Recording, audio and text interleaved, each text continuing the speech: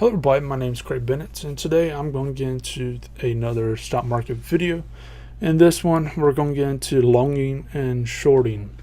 Now, longing and shorting is something that you may hear when you're studying the stock market, and it's fairly simple. It's what I dealt with more. I didn't really deal with the options or most of these other things as much as many others.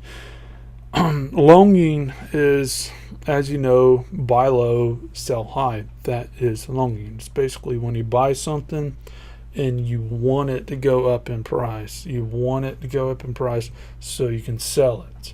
So you buy something at a very low price. So like, say for example, stock ABC, I want it to be $1, so I can buy at $1, and then it goes up to $2, and then I sell it. I just made $1 from that, so I get my original $1 plus another $1. So note that. But shorting, it's the reverse. You sell high, buy low. It's a little complicated, so bear with me on it. But basically, what happens with longing is you want the market to go up, up, up, up, up. You make money by the market going up. Well, shorting, they make the market by going down. It's basically counteracting the longing, so as it goes up, the chances of shorting goes higher. As the shorting goes higher, the chances of longing goes up.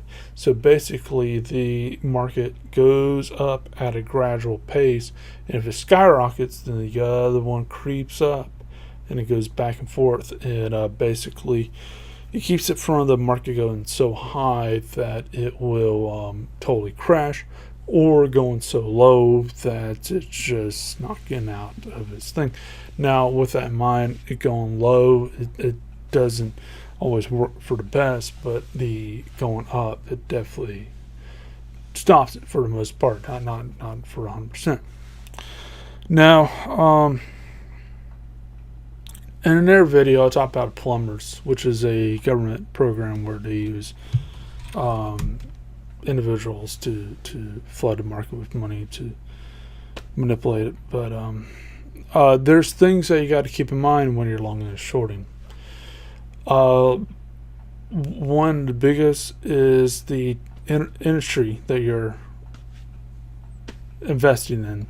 So, like for example, energy and like oil, it's highly political. That's one big thing you're going to keep in mind when you're dealing with this. But if let's say if it's entertainment industry, then it might be something else that will mess with the market itself. So note that. Now, as far as that being said, shorting, longing and shorting, basically,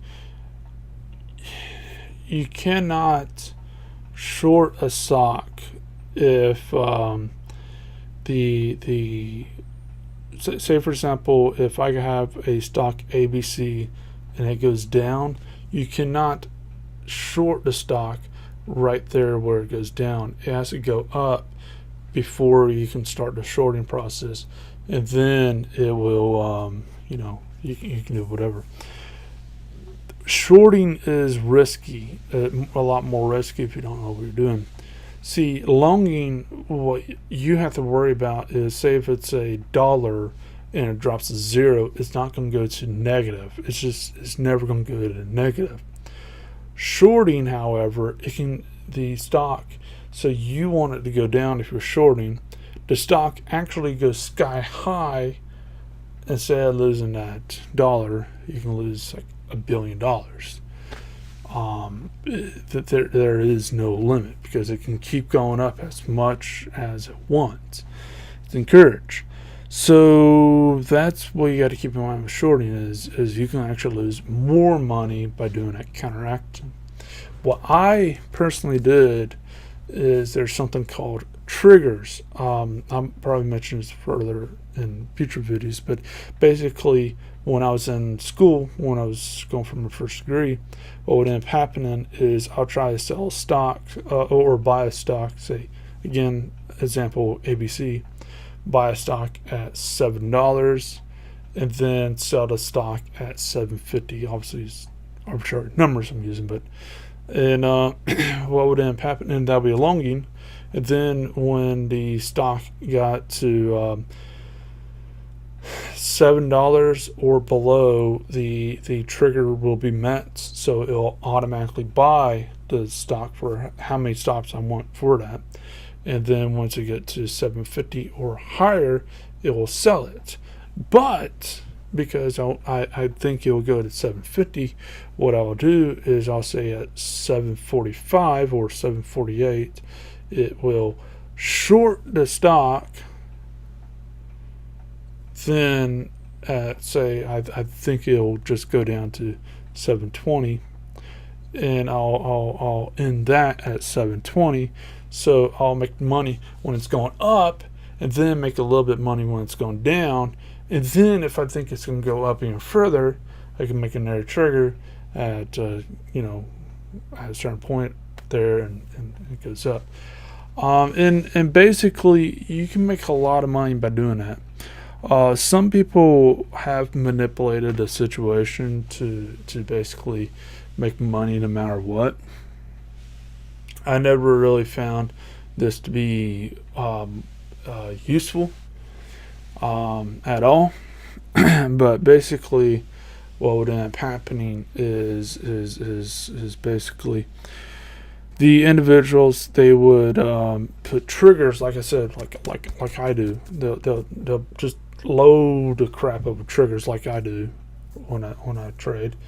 And what would end up happening is you'll have it where the stock, you know it's going to go down. So say for example, it's $20,000 being the Dow, I believe, which is just using that as an example. Basically, I think tomorrow, maybe next day, it's going to get $20,000 today, depending on when this video is out. Well, what's going to end up happening is I know it's going to go down because of holidays and stuff like that. People are trying to get the payouts and whatever, but not by like huge margins. So what I'll do is, okay, I know based on history, and based on human psychology, that people want money right before the holiday. Normally it's kind of already past that point, but it's it is what it is. What would end up happening is people would that things can go up to whatever amounts, and then it's going to start drop. So what I'll do is I'll set a trigger saying, okay, the thing will, if it goes to between say 20,000 and 20,000 and 100, between there. If it goes above that, if it keeps going up above 2,100, they cancel the trigger altogether. Just forget about it. But if it goes above that, then cancel that. But if it goes between that, and then it starts to drop, then buy it. And what would end up happening is I'll buy it, and I'll know, based on human psychology, based on all these other things, it'll eventually start dropping. So it drops to a point, and then I'll have it where it buys it back, and it'll long it, and it'll just keep going up and up and up and up. Some people make a lot of money by doing that, but some people lose a lot of money by doing that. It takes a lot of practice. And basically you got to be able to read the charts. You got to be able to understand channels and stuff, which I'm covering in future videos to help people. Because no joke, this is no joke, I actually literally made $382 and something cents off of a gum wrapper, because I was able, because this is before I got Thinkorswim. I was able to make channels with the gum wrapper. It was a straight line. I was able to create with it, and I was able to read it and say, okay, the thing's going to go up. It's only going to go up to this point, so I can set these triggers. So, okay, I know it's going to go up to this point, and it's going to max out to here. So what I need to do is long it onto this point, and then short it and ride it to where it drops, and then just kill it off to a certain point. And what that does is simply, that's your job. To note that. Again, there's a little bit more to it than what I'm alluding to with the shorting process. Longing, it's pretty straightforward. Most people know about it naturally. Buy low, sell high type of thing. Shorting, yeah, again, there's a little bit more to it than what I'm talking about.